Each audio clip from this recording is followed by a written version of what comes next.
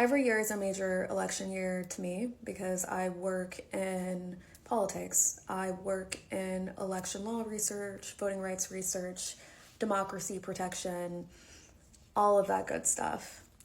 And I don't think a lot of people know that we have elections across the country coming up in June, mid-June for most states. And there's some really good stuff that's happening that we're seeing, but also a lot of frightening, scary things that people need to be paying attention to. Because what happens this year with our elections is really going to be the groundwork for 2026, the midterms, the big one before the presidential, right? So I wanted to talk just about some of the things that I'm seeing as a researcher that you all should know about. First big thing, Georgia. Oh, Georgia. The state of Georgia and their election systems, there was always problems. Something major that is about to happen that people need to be aware of is that Georgia is set to purge almost 500,000 voters from the rolls. It is one of the biggest voter roll purges in American history.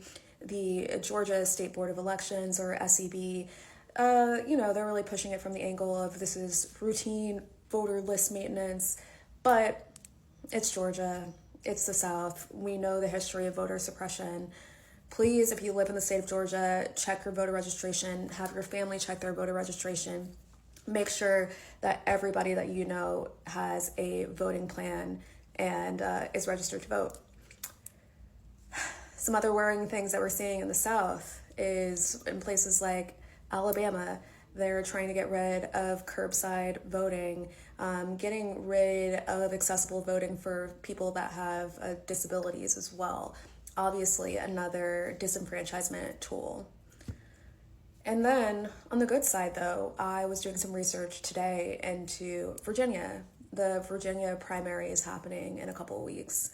And it's exciting because early voting has just started in Virginia, and Democratic turnout is actually the highest that it's ever been in Virginia history, which is a great sign for things to come for democracy and for Democrats in Virginia.